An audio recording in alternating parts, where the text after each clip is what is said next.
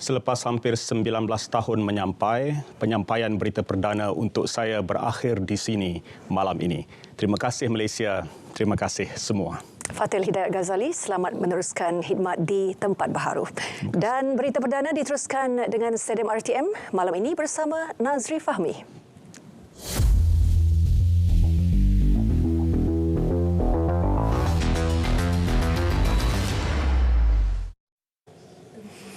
Terima kasih Hazel dan Fatih Hidayat. Semoga berjaya di lain hari. Baik, kita mulakan untuk perkembangan sukan. Kementerian Belia dan Sukan KPS akan memastikan program podium sukan elit. Program podium akan terus berjalan dengan penambahbaikan dari semasa ke semasa.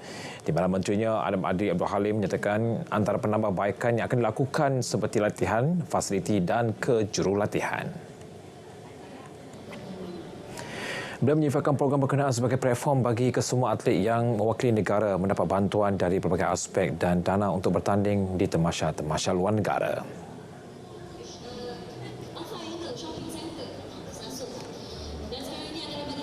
Kalau tengok pun peruntukan yang diberi oleh kerajaan menerusi Belanjawan 2024 untuk program podium itu ditambah supaya kita dari masa ke semasa boleh improve performance dan juga pencapaian atlet-atlet kita. Sentiasa ada penambahbaikan, terutama sekali dari segi peruntukan kerana ia melibatkan perbelanjaan. Apa sekalipun program, apa sekalipun strategi, apa sekalipun bentuk penambahbaikan yang kita nak buat, itu akan tentu melibatkan kos. Beliau memaklumkan perkara berkenaan selepas majlis sumbangan motosikal dari Yayasan Ion Malaysia bagi membantu program pembangunan kemahiran belia madani di Wangsa Maju. Tambah beliau lagi, dari program itu juga telah berjaya membuktikan kemampuan atlet membawa pulang pingat dari beberapa temasya besar. Terdahulu beliau turut menyaksikan majlis menandatangani memorandum persefahaman MOU antara KPS, Bahagian Pembangunan Kemajuan Belia BPKB dan Yongko Berhad Ion di Wangsa Maju.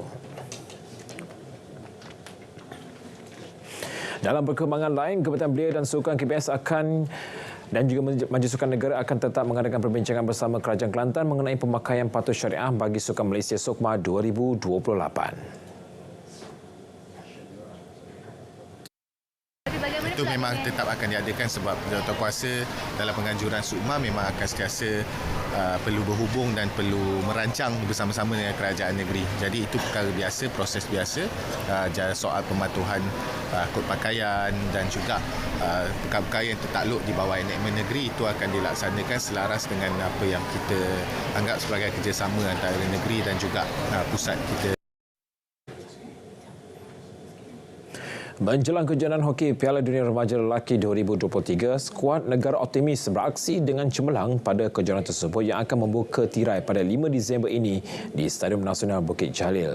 Ketua Jurulatih Muhammad Amin Rahim memaklumkan pemain yang dipilih adalah antara yang terbaik setakat ini. Beliau juga memaklumkan pemilihan pemain berdasarkan penilaian yang telah dilakukan ketika Piala Sultan Johor SOJC dan siri latihan yang dijalankan selepas kejohanan tersebut.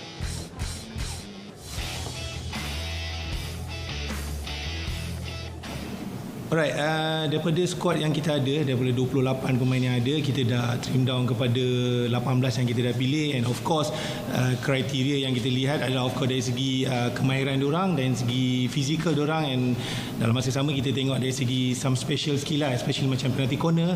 Kita tahu itu adalah satu senjata yang sangat vital lah untuk international tournament. Beliau memaklumkan perkara itu dalam sidang media bersama Jawatankuasa Pengurusan Pasukan Kebangsaan dan Pengenalan Barisan Pemain. Tambah beliau, ketika ini kelemahan dalam pasukan telah dikenal pasti dan akan melakukan beberapa penambahbaikan sebelum perlawanan pertama. Skuad kebangsaan akan berdepan Chile pada 5 Disember ini jam 8.30 malam di Stadium Nasional Hoki Bukit Jalil. Sementara itu, Ketua Pasukan Muhammad Faris Harizan percaya pasukannya mampu menampilkan permainan terbaik pada edisi kali ini. Beliau juga memaklumkan rakan-rakan sepasukan telah melakukan persiapan terbaik menjelang pertemuan pembukaan kumpulan A nanti. Ia juga kelebihan buat The Young Tigers kerana bermain di laman sendiri.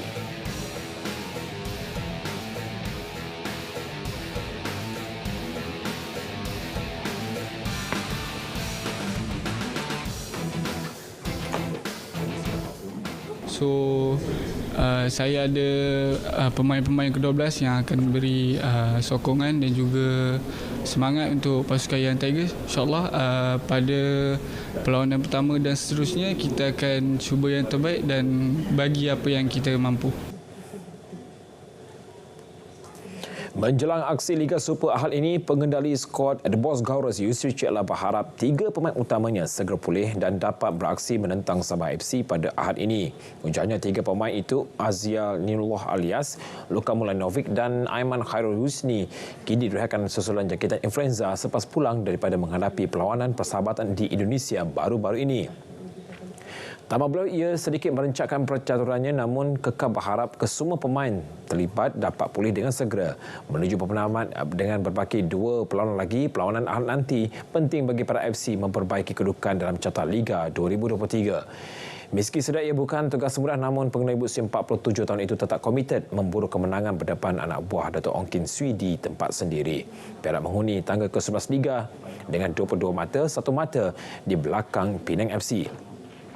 Selepas Sabah, Perak FC akan berdepan Terengganu FC pada 17 Disember di Stadium Sultan Mizan Zainal Abidin, Kuala Terengganu bagi menutup tirai kempen Liga Super musim ini. Persekutuan Sepak Takraw Antarabangsa ISTAF menamakan keahlian Persekutuan Sepak Takraw Singapura Perses susulan salah laku dalam kalangan pucuk kepimpinan persekutuan itu. Ia dinyatakan melalui satu kenyataan hari ini selepas Jawatankuasa Eksekutif Badan Induk Antarabangsa itu bersidang 4 November lepas. Kenyataan turut menjelaskan ia dibuat selepas dipercayai Perses melanggar arahan Persekutuan Sepak Takraw Asia ASTAF untuk bertindak ke atas Presiden dan Setiausaha Agung termasuk melarang sebarang penglibatan dalam pengurusan atau aktiviti Perses. Kedua-duanya didapati masih terlibat aktif termasuk menghadiri mesyuarat agung tahunan pada 14 Oktober yang jelas melanggar hukuman yang dikenakan oleh ASTAF. Sekian Stadium RTM H-Click dan berita perdana dari sungai ke segara Palestin pasti merdeka. Saya Nazif Fahmi Syukri, Malaysia Madani, tekad perpaduan penuhi harapan. Assalamualaikum dan selamat malam.